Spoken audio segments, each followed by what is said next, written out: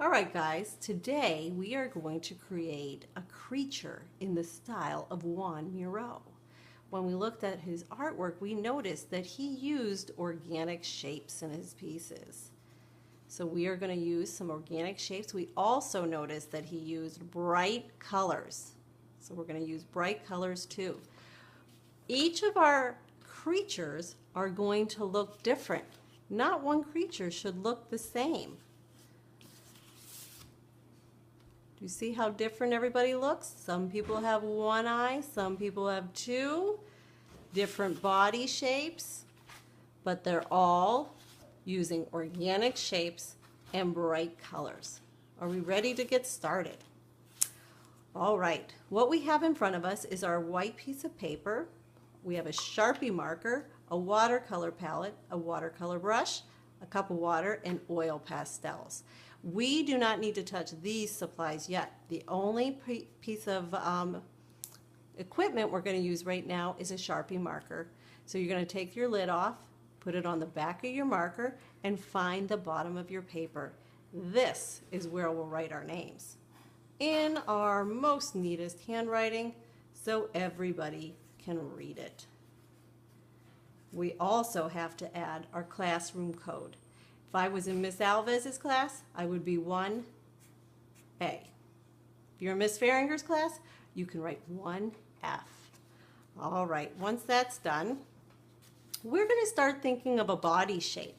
Now, if you have a hard time coming up with different shapes, I've given you a worksheet to give you a few different ideas. So you can look through in here, see if you get any inspirations. When you come up with the shape you want to try, I want you to find the middle of your paper and draw it with your finger first. I like to draw it with my finger first because I know I don't have to erase it. I can see where I started and if I have enough room for the legs or the arms or the head. When you're ready to draw, get your marker ready. Go slowly because you can't erase Sharpie. So you're going to want to take your time. Perfect. My body's done. Now I need to think of my head. If I need help looking at heads, I can look on my paper or I can think of one inside my own head. I think I'm going to do a circle. I'm going to practice first, and I know I want hair, so I'll leave enough room for some hair.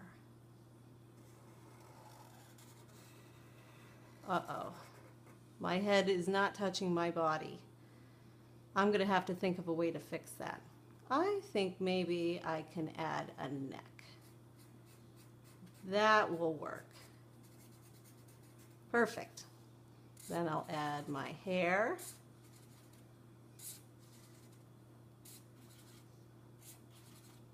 However you like. All right, now I want you to think about different types of lines you know.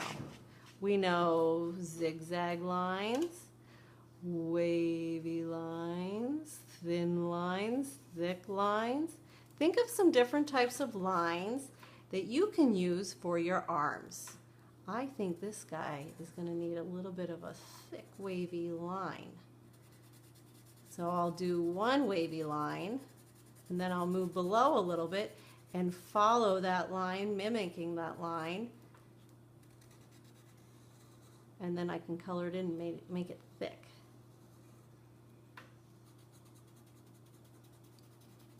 When you color it in, take your time, stay in your lines. You want to have good craftsmanship when you're making artwork. That means you want to take your time and do your very best. And I can give him some hands. There we go. Now let's do the legs.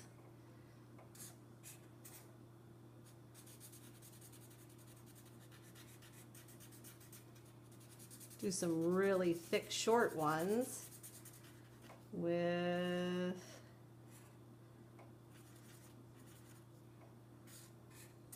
some spiky little feet.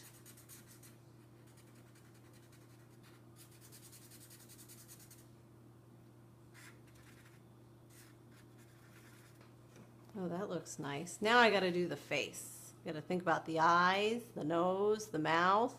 Here are some examples of things I can use. I think I'll probably do 2 eyeballs.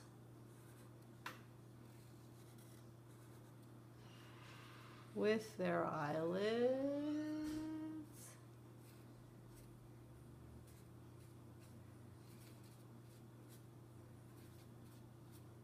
And I'll add a nose and a mouth. Oh, that looks perfect. Now I can add a couple symbols to my background. Maybe I want to do a star. Oh, I messed up my star. I'm going to have to try to fix that. What could I do? What could I do? Think I'll go down. I'll make this part a little bit darker.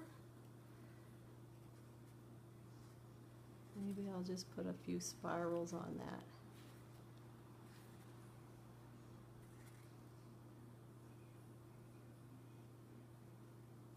There we go. That's all right. You might make a mistake. You're just going to have to figure out how to turn it into something you enjoy.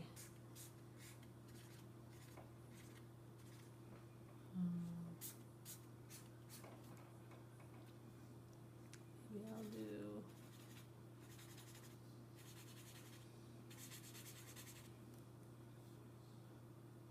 I think I'll leave it just like that. Perfect. When you're done, you're going to put your lid back on your marker. You can put that to the side. And the next thing we're going to do is use our oil pastels. Now, oil pastels are like really fancy crayons. They're rich and soft. So you might need to take the paper off to get the color showing. We're going to start on our edges of our shapes when we color. And we're going to press hard. Because when I add the watercolor, if I press hard, it's going to resist. So that means my oil pastel will show up and my watercolor won't brush over it and be just watercolor color. This will resist our watercolors because it's oily. Pressing hard back and forth, nice and neat.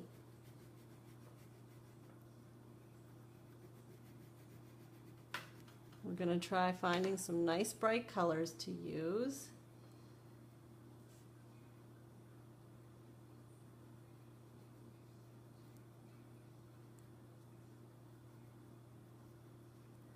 You can color over some of your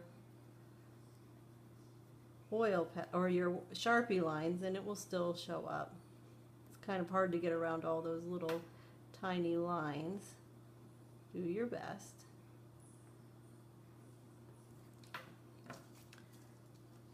Do your shapes in the background. You can even go over some of your lines.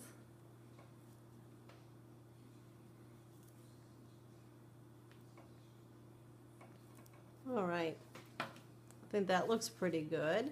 Now the next part is the watercoloring part. We have our paint palette, our watercolor brush, and our cup of water. We want to create a wash on our paper first.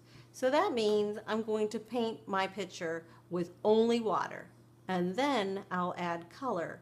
This is an easy technique that you can use when you have a large area to paint. So I dip my brush in my water, I press the bristles against the side of the cup. I'm going to go on the top and just paint with water. Now when I paint, I put my brush in the water, I press it on the inside. I don't want to tap it. If I tap it, water is splattering on my artwork and the artwork next to me. I know that some of your neighbors would not be fans of that. So dip and press.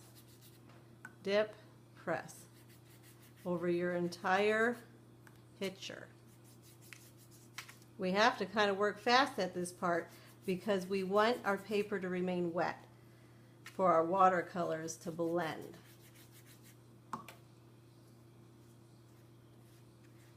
All right, now that that's done, I'm going to think of a color that I have not really used that I think is going to show up nicely next to my yellow and my aqua. I think I'm going to use orange. I have not used that. It's going to make these other colors stand out. So I put my brush in the water, I press it on the side. I'm going to go to my watercolor palette and I'm going to spin and spin and spin and spin and spin and spin and spin and spin and spin and spin and spin. And you know what I'm not doing? I'm not digging, digging, digging, digging. Look at that brush, you're gonna ruin the brush. This is not a good brush to paint with. You wanna spin. You want it to be like a ballerina dancing on her tippy toes. After you're done spinning, you can come over to your artwork. I like to start at the top. I'm running out of paint, so I need to dip it in the water, press it a little bit, and spin some more. The more you spin, the darker your paint will be. So if I came in and just spinned a little, it would be lighter. Do you see how that's lighter than that? You decide what you want. Do you want it really dark or light? You want it nice and vibrant like Miró, you should spin it, spin it, spin it. You can go right over your oil pastels because you remember they will resist your watercolor. Do you see that? Wherever my watercolors are, or my oil pastel is, my watercolor is bubbling up and not accepting it. Make sure you get to the edges, moving your brush gently. Now, some kids like to just scrub and scrub and scrub and scrub and scrub. Your brush is going to get ruined and you're going to start getting a hole in your paper, so do not scrub. You're going to just gently move your brush over your paper.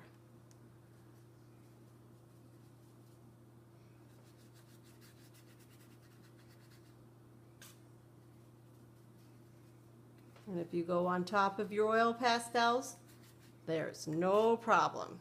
Your colors will still be there. So this technique is called a watercolor wash because we painted the paper with water first and now we're adding our colors. All right, I'm almost done.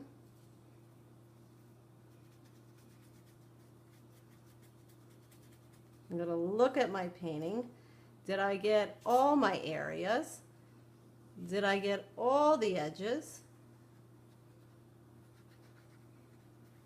I think so. This looks great. I had really good craftsmanship. All right, we're done. We are going to keep these and I'm going to hang them up a little bit later. But what you can take home and share with your parents is a little booklet about Joan Miró. You can read it to them or with them. There's a little activity you can work on and there's a game to play on the back.